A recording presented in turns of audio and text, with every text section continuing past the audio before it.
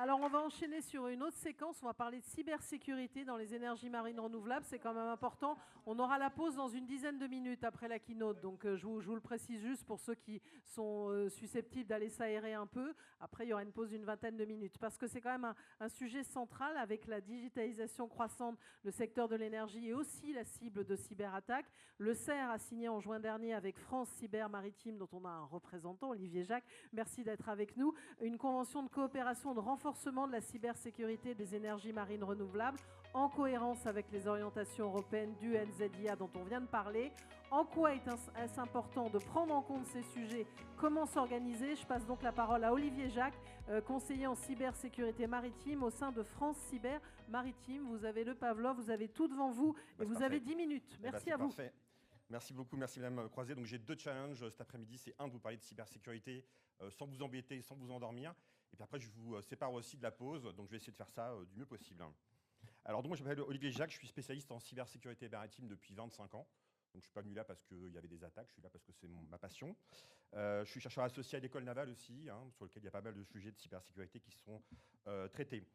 France Cyber Maritime, si vous ne connaissez pas, c'est une association loi 1901 qui a été créée il y a 4 ans à l'initiative d'acteurs publics et d'acteurs privés pour répondre aux enjeux de cybersécurité dans le secteur maritime au sens large. On travaille sur les ports, le fluvial, les armateurs et également, bien entendu, le sujet des EMR.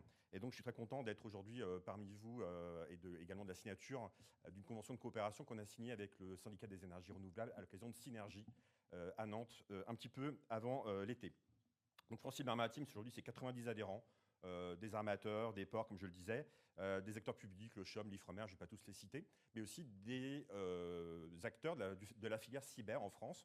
On a la chance d'avoir un superbe écosystème de cybersécurité en France, et donc on entend parler de souveraineté un petit peu et du savoir-faire français et européen. On a à Cocorico des bonnes entreprises qui savent faire de la cybersécurité aujourd'hui en France. Alors donc je vais vous parler un petit peu de cybersécurité dans le contexte des EMR. Voilà, donc déjà, j'aimerais qu'on fasse deux constats ensemble. Le premier, c'est que le numérique est un petit peu partout aujourd'hui. Vous avez tous du numérique entre vos mains. Là, j'ai regardé, il y a plein d'ordinateurs portables, de smartphones, etc. Dans les EMR, c'est pareil. Vous concevez vos projets sur ordinateur, vous les exploitez grâce à Internet, etc. Donc, vous avez vraiment besoin du numérique pour travailler. Et quelle que soit l'énergie en question, qu'on parle, alors j'ai entendu parler un petit peu d'hydrogène tout à l'heure à la pause, j'ai entendu parler de plein d'autres sujets d'énergie. Toutes les énergies renouvelables aujourd'hui ou non renouvelables reposent énormément sur le numérique pour pouvoir fonctionner. Et donc aujourd'hui, quand on parle numérique, on parle du numérique dans la conception de vos projets. On parle de numérique dans l'opération de vos projets, dans la maintenance de vos projets, dans le suivi de vos projets, etc. C'est vraiment à toutes les étapes des chantiers, des EMR qu'on travaille sur les enjeux de la cybersécurité. Sur la droite de la photo, vous voyez quelques exemples du numérique dans vos projets, pour être très concret. Vous voyez un Service Operation Vessel qui est vraiment conçu pour assurer la maintenance au sein de champs d'éoliennes. À bord de ce navire-là, j'en ai visité un, j'ai eu la chance d'en visiter un. Vous avez plein de systèmes d'information de la passerelle, etc., la gestion des portiques, etc., de la vidéosurveillance et j'en passe. Vous avez effectivement des systèmes industriels d'une sous-station électrique. On a parlé tout à l'heure de sous-station électrique. C'est bourré d'automates et de systèmes industriels pour assurer le fonctionnement de vos champs d'EMR. Et puis, vous voyez également des systèmes de télécommunication par satellite pour permettre le suivi à distance d'éoliennes en mer. Et si vous avez suivi l'actualité, j'en parlais un petit peu tout à l'heure, ce sont ces systèmes-là qui ont été victimes d'une attaque quasiment le jour ou le lendemain des premières attaques de la Russie sur l'Ukraine. Alors bien entendu, je sais que parmi vous, il y en a qui ont pris le sujet de la cybersécurité au sérieux depuis longtemps, donc je ne suis pas là en donneur de leçons, mais est-ce le cas de tout le monde, notamment dans le cas spécifique des EMR?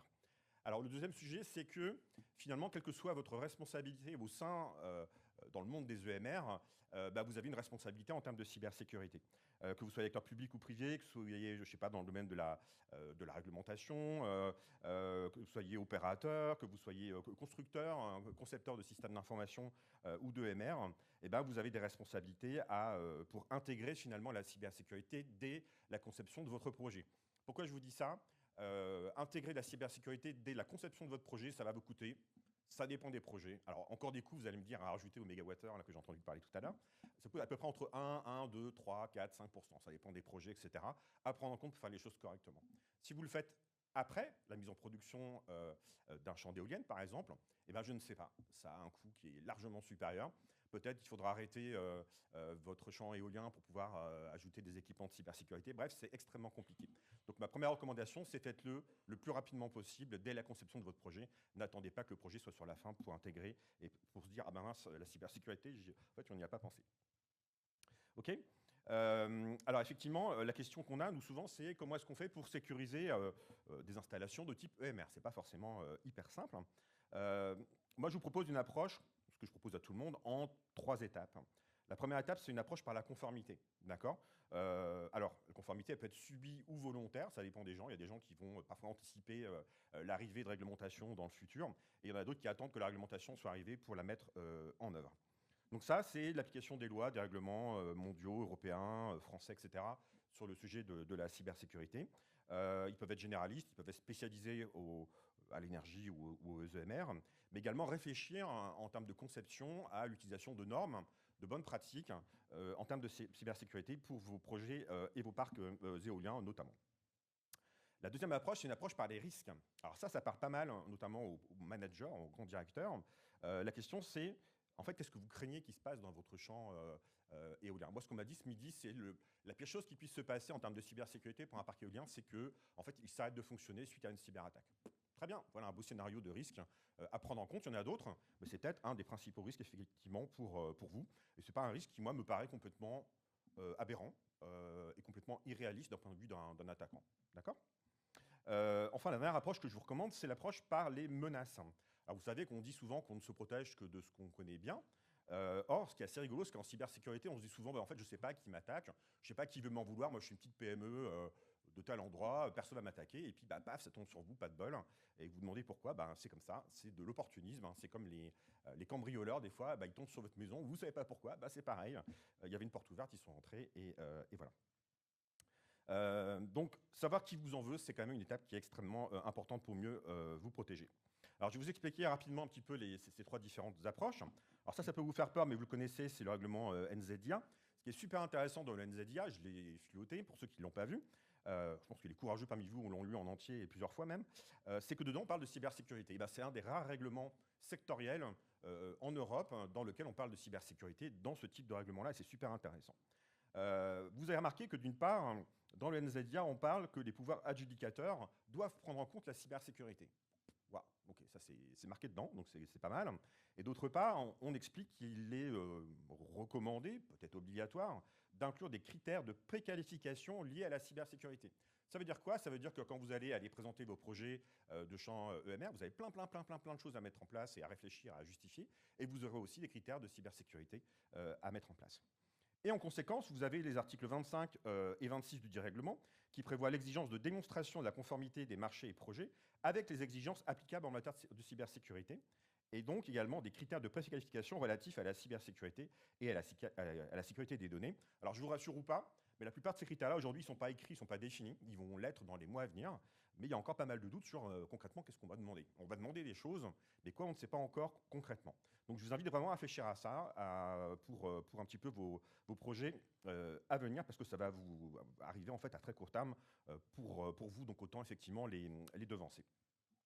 Alors malheureusement, ou je ne sais pas, heureusement peut-être, le NZIA, ce n'est pas la seule pierre à l'édifice réglementaire qui a été proposée et portée par l'Europe et par la France. Vous devez connaître, je pense, pour la plupart, d'autres réglementations qui s'appliquent à vous. La première, qui est vraiment la plus impactante de mon point de vue, c'est la directive NIS 2, qui devait être transposée en droit français, mais il ne vous a pas échappé qu'il y a eu quelques hoquets d'un point de vue politique en France, donc elle n'est pas encore transposée dans le droit français, ça ne devrait pas tarder. Et donc cette directive NIS 2, finalement, elle va concerner à peu près toutes les entreprises qui ont plus de 50 salariés. Je grossis un peu le trait, mais c'est pas loin d'être la vérité. Et donc, si je regarde parmi vous qui va être concerné, vous êtes peut-être très nombreux dans cette salle à être concernés par la mise en œuvre de la directive NIS 2. Et en plus, elle considère que le secteur de la distribution d'énergie, de la production et du transport d'énergie, c'est un secteur hautement critique.